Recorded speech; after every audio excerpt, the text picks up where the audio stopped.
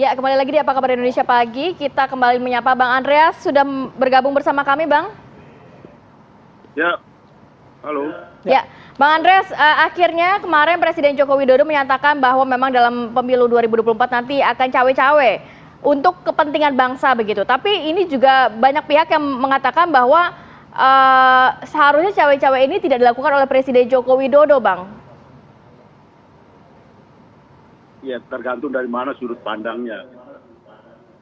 Kalau melihat dari aspek negatif, ya pas mengatakan negatif. Tapi cawe-cawe kan presiden kan harus bertanggung jawab terhadap pelaksanaan pemilu yang baik, jujur, bersih. Nah, sehingga itu adalah bagian dari tanggung jawab seorang presiden kan.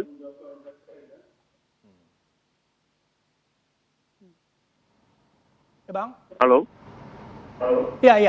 Tadi Bang, kalau misalnya memang itu dalam cawe-cawe, mungkin Bang Andreas melihat sudut pandang mana?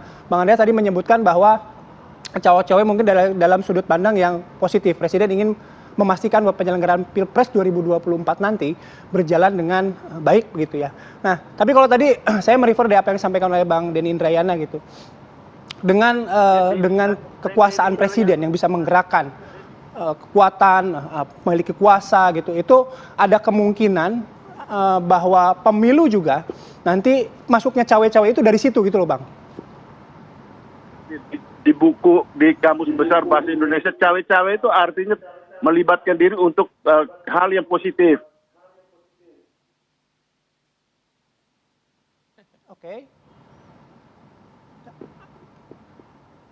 Artinya yang disampaikan Pak Presiden soal cawe-cawe itu jauh dari konotasi negatif dan jauh dari apa yang disampaikan Bang Denny Indrayana tadi ya soal pandangan cawe-cawe Presiden terhadap Pilpres 2024 nanti.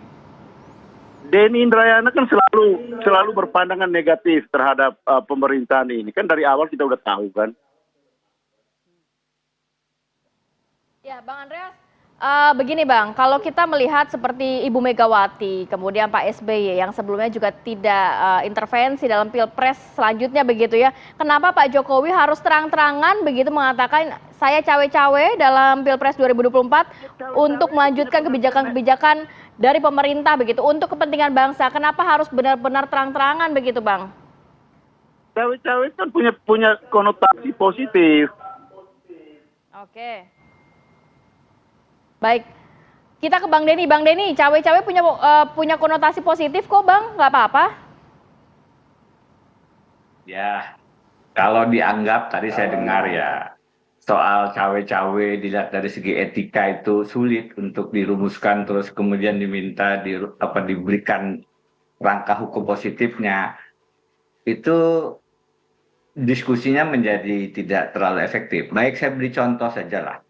Kalau persoalan bertemu dengan ketua umum partai di istana, menurut saya sendiri itu tidak terlalu masalah kalau yang dibicarakan soal-soal negara. Bukan di situ cawe-cawenya. Saya kasih contoh cawe-cawe yang problematik dan bukan masalah etika. Adalah masalah yang bisa ditarik ke ranah hukum, bahkan bisa menjadi pintu masuk pemakzulan presiden. Apa itu?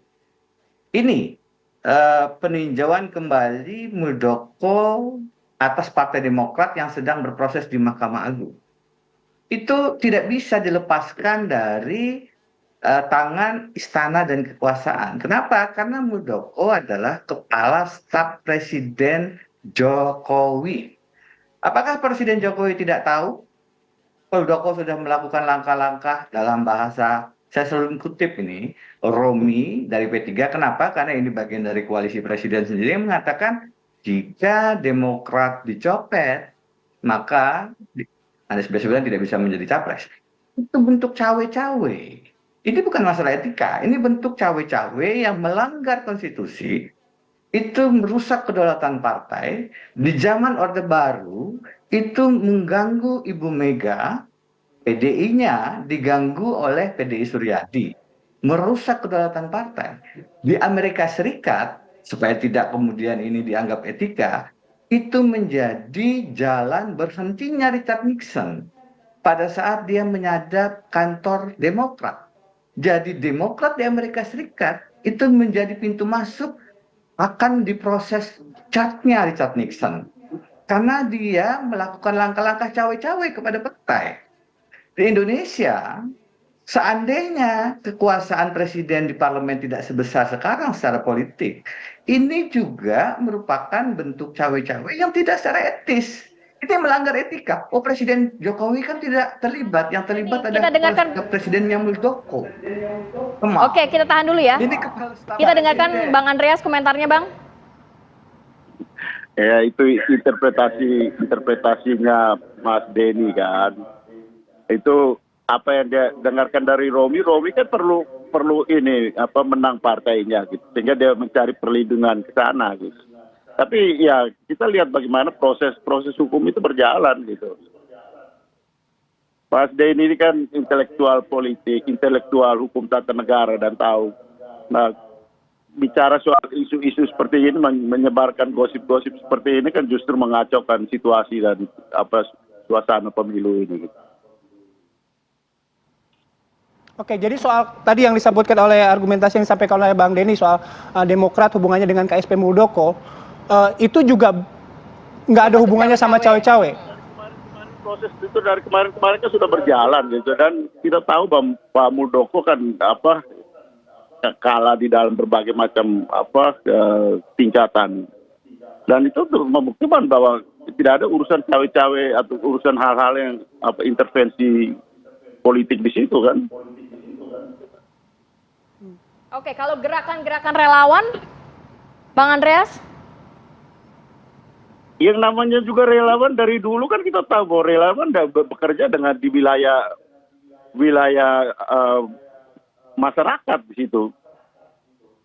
Dan kita tahu juga bahwa Pak Jokowi didukung oleh kelompok relawan ketika 2014, 2019. Dan itu adalah bagian dari pendukung-pendukung beliau.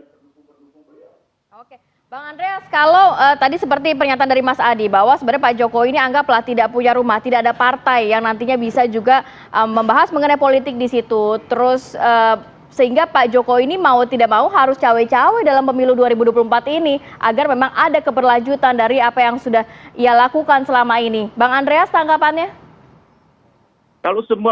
Kalau presiden ya seperti Pak Jokowi yang sudah bekerja secara serius untuk kepentingan bangsa dan negara ini dan ingin supaya ada kelanjutan di dalam proses pemerintahan kebijakan-kebijakan beliau, tentu adalah hal yang wajar. Saya kira semua presiden juga berkendak seperti itu gitu. Nah, bahwa kemudian ya beliau mendukung orang yang ya relawan-relawan yang mendukung siapa yang mengarah pada kepentingan untuk melanjutkan kebijakan, saya kira hal yang wajar sekali dong. Sejauh tidak menggunakan instrumen-instrumen negara ini untuk kepentingan memenangkan pemilu tersebut. Oke, baik. Bang Arya, satu lagi. Ini kemarin juga Presiden Joko Widodo menyebutkan tidak akan bersikap netral ya dalam Pilpres 2024. Klaim yang disampaikan atau sebutan alasannya adalah untuk kepentingan negara. Kalau tadi kita bahas kepentingan negara, penyelenggaraan pemilu 2024 berjalan secara adil, baik begitu. Nah, kepentingan negara apa yang dimaksud oleh Pak Presiden sehingga harus menyampaikan sikap bahwa tidak akan bersikap netral? Mana ada sih di politik ini netral, Mas? Maksudnya gimana, Bang? Mana ada di politik ini netral gitu. Ketika Anda menjadi politisi tidak ada yang netral. Oke. Nah, ketidaknetralannya atau netral atau ketidaknetralan yang dimaksud oleh Pak Presiden posisinya bagaimana, Bang? Enggak, di politik itu ketika Anda berpolitik tidak ada yang netral. Ketika berpolitik kita harus bersikap gitu. Tapi walaupun ketidaknetralan itu dengan jabatan presiden berarti saat ini? Ya, presiden itu kan bertanggung jawab terhadap pelaksanaan proses pemilu, termasuk proses yang berjalan di Republik ini, termasuk proses pemilu. Oke, saya mau ke Bang Denny dulu sebelum ke Mas Adi Pra ya. Bang Denny, tadi pernyataan dari Bang Andreas, ya jangan menyebar gosip lah. Kemudian juga kan yang kasusnya Muldoko ini kan memang sudah diproses secara hukum. Sebenarnya di mana letak cawe-cawe Presiden Joko Widodo, Bang Denny? Singkat. Mbak Kalau ada kepala staf presiden kemudian ikut dalam proses mengambil alih partai yang resmi. Ini kalau misalnya sekarang Ibu Mega nih jadi ketua umum, saya bukan PDI Perjuangan, saya kepala staf presiden Ganjar. Kemudian saya mengambil alih PDI Perjuangannya Ibu Mega. Dan Presiden Ganjarnya diam saja. Itu tidak bisakah dilihat sebagai bentuk kalau dalam bahasa hukum perdata persetujuan diam-diam. Kalau Presiden melihat dalam bahasa Romi pencopetan, itu kan harusnya Presiden bilang berhenti Pak Muldoko, ini Anda mengganggu kedaulatan Partai Demokrat dan jangan main-main, ini partainya Presiden ke-6 loh. Nanti hubungan saya dengan Pak SBY tidak bagus. Presiden diam. Presiden diam itu adalah blessing, itu adalah persetujuan diam-diam. Saya yakin kalau Ibu Mega mengerti persoalan adanya cawe-cawe dalam Partai Demokrat ini, beliau pun akan bilang, hentikan, karena kita, PDI Perjuangan, itu sebenarnya punya sejarah buruk, diganggu sebagai partai di zaman Orde Baru. Nah ini bentuk cawe-cawe semacam ini yang menyebabkan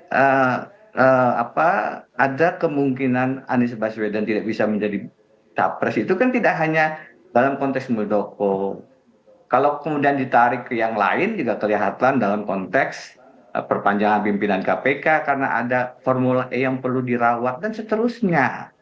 Ini sudah menjadi bagian dari diskursus dan menjadi fakta, bukan apa ya tadi disebut bahasanya seakan-akan tidak asumsi dan cuman bagian sentimen elemen yang tidak bisa dibuktikan.